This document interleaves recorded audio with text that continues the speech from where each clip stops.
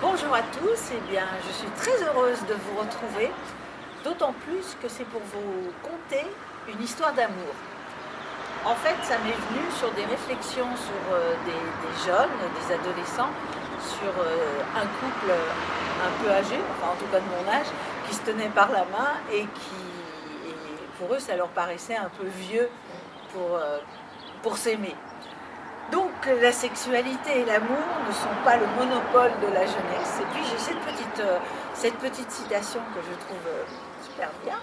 L'unique sortilège contre la mort, la vieillesse, la vie routinière, n'est-il pas l'amour? Voilà, allez, on est parti. Lumière d'automne. Comment était-ce possible? Que se passait-il? Il n'avait pas rêvé. Ce cœur rangé, maîtrisé, presque oublié, venait d'échapper à ce sommeil profond. Il sentait dans sa poitrine comme un froissement d'aile, une envolée. Pierre avait 65 ans et à cet âge, on se surveille, on se contrôle, mais en aucun cas, on ne s'évade pour des terres inconnues. Pierre avait bâti sa carrière, s'était investi à fond dans la recherche informatique, avait créé, transmis son savoir, et soutenait encore des projets d'entreprise. Ajoutons à tout cela l'éducation de ses 4 enfants et sa femme, trop tôt partie, à l'âge de 50 ans.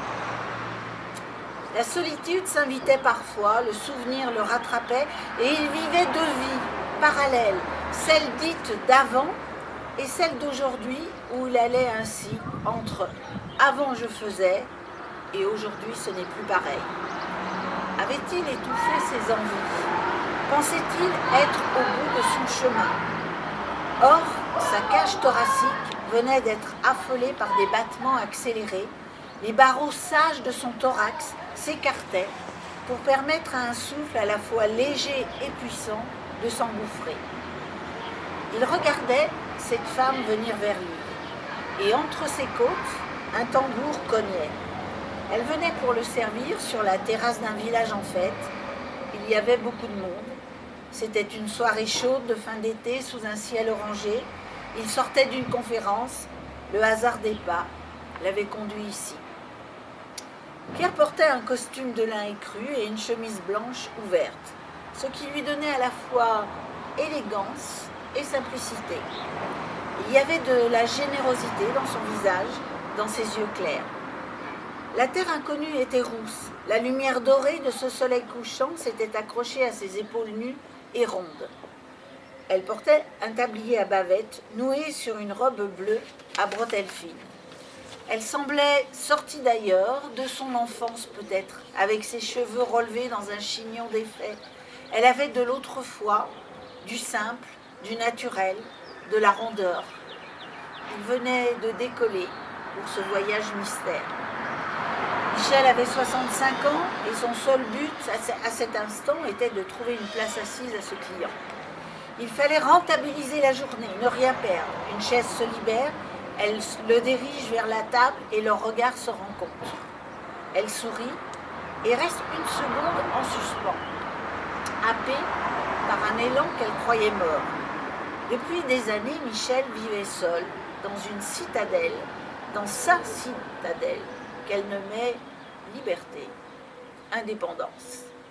Sa vie tenait dans son métier, ses enfants, ses petits-enfants, ses amis, ses chiens. Elle s'était protégée, verrouillée des hommes. Les blessures d'amour et surtout de non-amour étaient cicatrisées, mais elle savait qu'une parole acide, une indifférence soudaine, un mouvement d'humeur pouvait rouvrir la plaie, les plaies, réactiver la souffrance. Et voilà que dans ce regard d'inconnu, l'espace d'une seconde, elle venait de plonger dans le possible. Elle s'éloigna rapidement de ce danger. Elle avait affaire avec tous ses clients, mais poussée par une énergie venue d'ailleurs, elle glissait entre 2 tables, un regard de côté, les yeux en fente, juste pour toucher une nouvelle fois cet émoi, ce frémissement. Au moment de l'encaissement, ils se retrouvèrent face à face. Lui attiré par cette rousseur, cette féminité, elle enveloppée par ce calme, cette intelligence, cette force qui dégageait.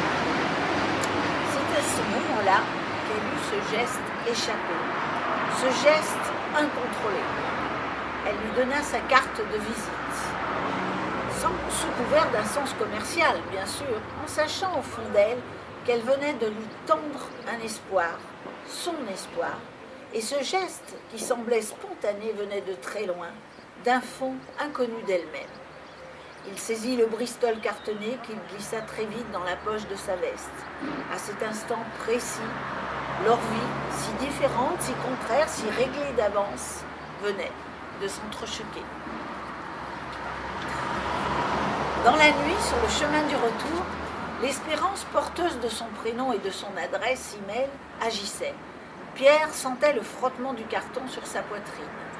Il était troublé, interrogatif. Alors, je suis un grand-père, que m'arrive-t-il? Il se répétait le prénom Michel, Michel, comme une musique, une chanson de sa jeunesse passée, retrouvée.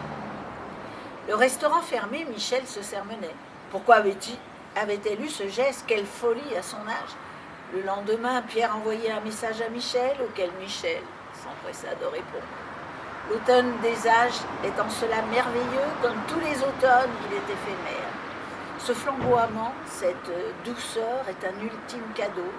L'hiver qui suivra sera long. Le printemps de nos vies n'en finissait pas de vouloir arriver et l'été nous a brûlés sans même que l'on en prenne conscience. L'automne est une parenthèse, une respiration, une caresse, une couleur différente, une lumière plus douce. Michel et Pierre le savaient. Le premier rendez-vous était déjà là, les voilà assis sur une autre terrasse, crainte contre crainte, curiosité contre curiosité, étonnés tous les deux d'être là. Est-ce que les âmes se rencontrent avant les cœurs, avant les corps? Il ressentit de suite sa nervosité, le recul de son buste tout entier. Sa robe était noire, droite, stricte, et ni ses cheveux défaits, ni son sourire ne lui donnaient quelque douceur. Il la trouvait si différente de l'apparition de l'autre soir. Il avait frôlé tant de chaleur, et il était devant tant de froideur.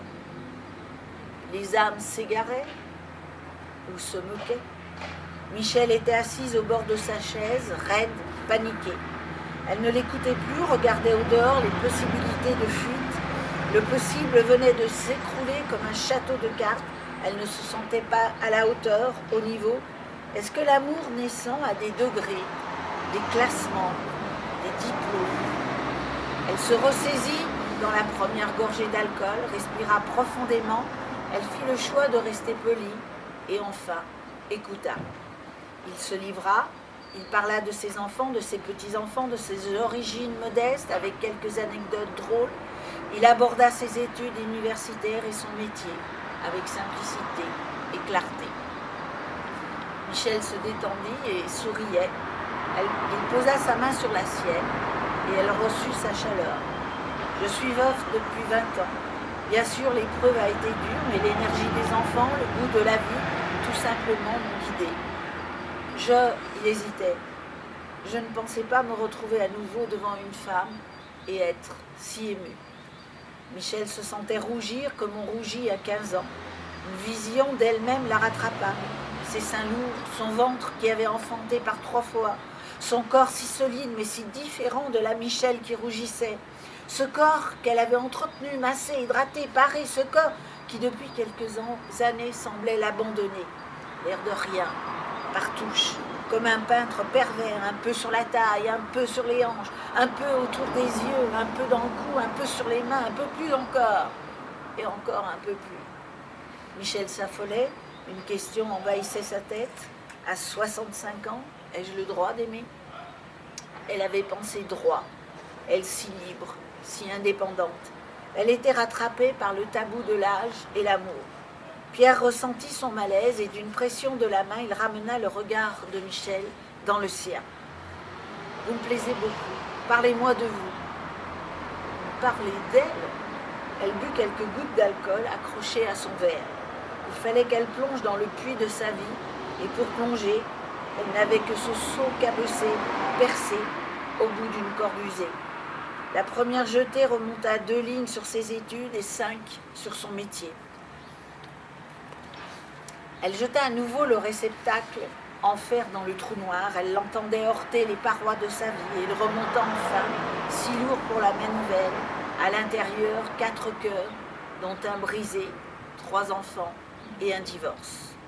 Michel parlait comme un sot. Elle énumérait sa vie. Elle but encore un peu de son breuvage tiède et replongea pour une autre descente. Les yeux fermés, la nuque baissée contre sa poitrine, les bras relevés le long de sa tête, contre ses oreilles. Et de très loin, elle entendit la voix de ce maître nageur. « Allez, vas-y, lance-toi ». C'est ce 3e voyage qui ramena du fond de la cavité profonde son amour de la vie, des gens, du rire, de la nature. C'est ce 3e voyage qui dévoila une Michel sans âge, une Michel qu'elle avait cru morte, enterrée, oubliée. Une Michel vivante, prête à vibrer. Puis-je vous inviter à danser ? C'est ainsi que Michel retrouva son corps et accepta le corps de Pierre. La danse les enveloppait, elle permettait la main de son cavalier sur la cambrure de ses reins, elle autorisait ses jambes à elle, sa cuisse, son ventre, frôler son danseur. Les visages se rapprochaient, elle sentait son souffle dans son oreille, il s'imprégnait de son parfum, se grisait, et son désir d'elle était là. Le mouvement rapprochait les peaux, les regards, les sourires, la complicité. Ils étaient enlacés lorsque la musique s'arrêta, mais les bras de Pierre la retenaient encore contre lui, et ce fut le premier baiser. Elle retrouva la douceur pâle du matin qui vous surprend enlacée, chaleur contre chaleur. Il n'était plus question de performance, mais de sensibilité. Il n'était plus question de beauté du corps, mais d'acceptation de l'autre. Tout ce qu'ils avaient cru perdu renaissait dans une autre couleur, dans une autre douceur. Les corps se donnaient, se recevaient. Elle s'inquiétait sur son physique et il répondait « C'est dans tes yeux que je vois ta beauté ». Ils reprirent main dans la main le chemin des musées, des spectacles. Ils partageaient des livres, un débat. Ils se donnaient rendez-vous et le miracle à chaque fois se produisait. Il la trouvait jolie, elle le trouvait élégant, il la trouvait spontanée, elle le trouvait réfléchi. Et voilà que l'histoire des moitiés d'Orange se réécrivait. Est-ce que ce bonheur-là s'expose ? Libres tous les deux, ils hésitèrent longtemps à présenter leur couple à leurs enfants respectifs. Ils craignaient les regards, soit moqueurs à leur âge, soit inquiets. Mon héritage dans tout cela. Ils retrouvaient l'angoisse de leur jeunesse lorsqu'il avait fallu annoncer leur désir de mariage à leurs parents. Le monde s'était inversé. Ils ne cachèrent pas leur amour, mais conservèrent chacun leur maison familiale. Il était une fois, dans un pays appelé Automne des âges, un vieux prince qui rencontra une vieille princesse. Ils décidèrent d'écrire un conte de fées sans marâtre, sans beau-père cruel, sans miroir parlant, sans mariage, sans enfant, avec juste de la tendresse, du respect et la lumière douce et orangée d'un si bel automne.